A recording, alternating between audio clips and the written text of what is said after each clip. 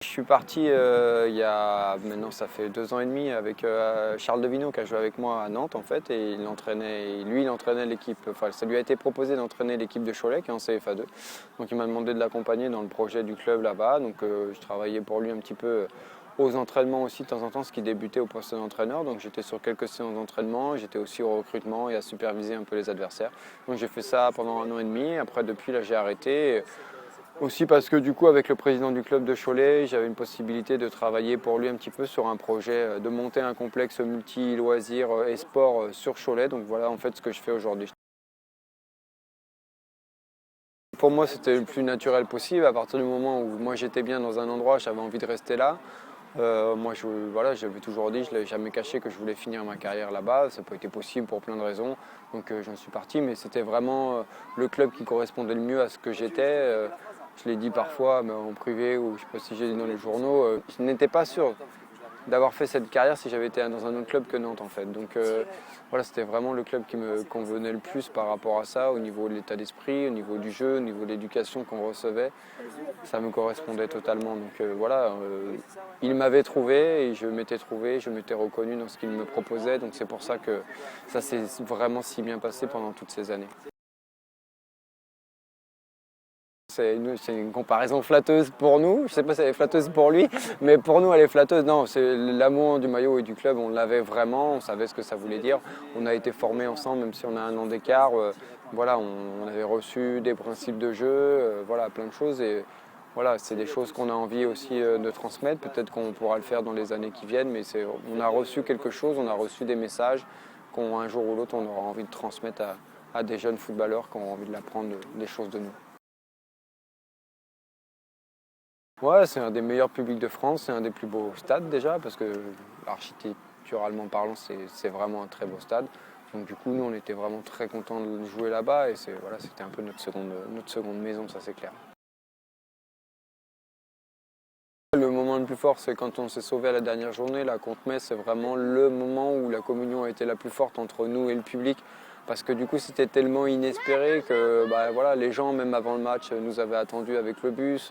Donc ça avait vraiment une charge émotionnelle enfin, multipliée par 100 par rapport même à un titre ou un match de Ligue des Champions. C'était quelque chose d'énorme. Donc du coup, bah, à la fin du match, c'était un peu l'explosion, comme si on avait gagné quelque chose, alors qu'on s'était juste sauvé à la dernière journée extrémiste, qui était un peu quand même, enfin je sais pas, plein de gens ont dit que c'était un peu démesuré la réaction, mais elle était à la hauteur de ce qu'était ce club et à la hauteur de la tristesse qu'on avait connue pendant une semaine où on s'était vu en Ligue 2 pendant une semaine, quoi.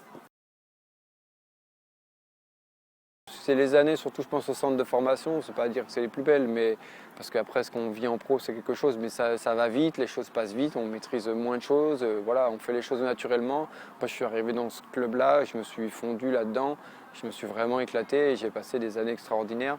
Et je retiens surtout ce que, voilà, je me suis fait des amis là-bas, il y a des gens dont je suis très proche. Et c'est aussi ça, c'était un peu ma seconde famille, quoi. J'allais pas, enfin, comme tout footballeur, on n'allait pas au travail, quoi. J'allais surtout retrouver mes potes dans le vestiaire. Je savais que j'allais passer un bon moment. Après, ce qui se passait sur le terrain, voilà, c'est le coach qui le décidait, tout ça et tout. Mais ce qui nous manque aujourd'hui le plus à tous, c'est le fait d'être dans un vestiaire, de se faire chambrer par son pote, de se faire allumer parce que tu as perdu le match pendant l'entraînement. Tout ça, c'est vraiment des choses particulières qu'on vit dans un vestiaire. Et les joies, du coup, on en reparlait même avec d'autres potes. Un mec comme Nadal qui gagne Roland Garros il n'y a pas longtemps, ben, il fait la fête, mais il fait la fête tout seul. Enfin, il y a ses familles, ses amis, tout ça et tout. Nous, on gagne quelque chose, on gagne un match, on est 16 à le fêter. Donc la joie, elle est multipliée par 16. Et ça, c'est un truc énorme. De pouvoir partager ça avec ses potes, avec ses amis, avec tous tes partenaires d'une équipe, c'est extraordinaire. Nous, quand on se réunit comme ça, le but c'est ça, d'abord c'est avoir envie de se retrouver. Le match de foot, c'est limite anecdotique pour nous. Ok, on est content, on est ensemble, mais c'est surtout parce qu'on veut retrouver des gens avec qui on a plaisir à se retrouver dans le vestiaire. Les meilleurs moments qu'on passe, comme une journée aujourd'hui, on le passe dans le vestiaire avant et après, parce que du coup on discute, mais on ne discute pas forcément du match, même si on peut discuter du match, parce qu'il y a un joueur qui a raté ceci ou cela. Mais le principal, c'est ça, c'est ces moments qu'on vit entre nous. Et voilà, ça reste, c'est dans le vestiaire, c'est ce qu'on vit là, on chambre, on déconne, on passe des bons moments, on se fait une bouffe, on boit un coup. C'est vraiment pour moi l'essence même du sport collectif. Donc voilà, c'est ce qu'on préfère et c'est pour ça qu'on est vraiment très content de le faire là, à travers cette équipe-là, d'avoir réussi à réunir quelques personnes et de se dire, ben voilà, on se retrouve une fois de temps en temps, mais à chaque fois c'est le même plaisir de se retrouver. Non, non, c'est pas, j'ai pas d'animosité particulière. Rennes, voilà. Sylvain, il a fait un choix de carrière. Ça n'a pas été possible de venir à Nantes. Il est parti à Rennes. Il va se faire allumer par les supporters nantais. Je ne sais pas s'il s'est fait allumer par les supporters rennais parce qu'il était nantais. Après, il est passé par Nantes. Il n'a pas été formé à Nantes. Voilà, c'est pas, il a été, j'imagine, plus longtemps à Paris qu'à Nantes. Donc du coup, c'est vrai, presque plus difficile pour des gens vraiment comme moi, formés à Nantes, même Daroche ou même Michael Andro.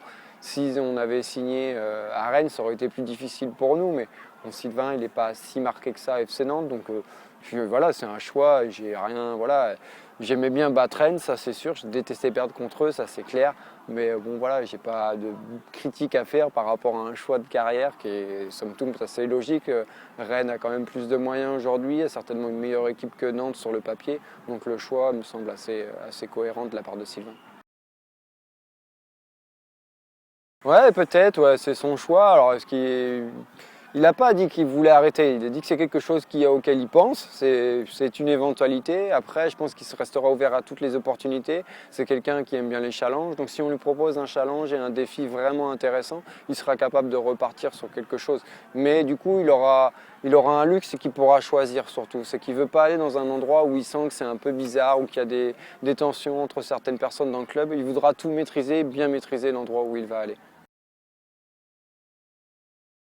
Oui, c'est quelque chose qui m'intéresse parce que forcément le foot c'est ce que je connais le mieux certainement. Donc en parler, ouais, pourquoi pas à la télé. Après, voilà, je suis pas.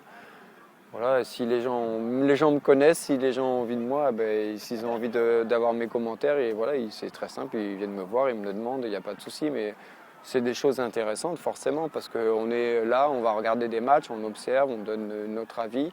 Un avis essentiellement technique et plutôt pédagogique. Je crois que le meilleur exemple, c'est le coach de Noël quand il fait des commentaires, c'est qu'il n'est jamais dans le fait de casser un joueur, de critiquer un joueur parce qu'il a raté une passe.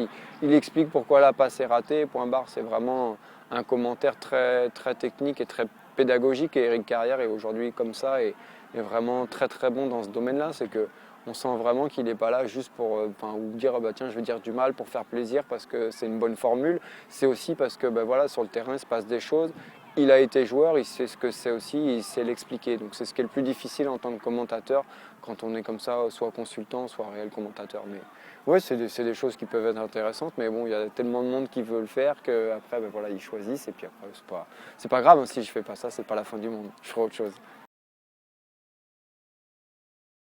Ouais, c'est clair, avec plaisir. Le plus tôt possible, ça sera très bien. Super. Merci Nico.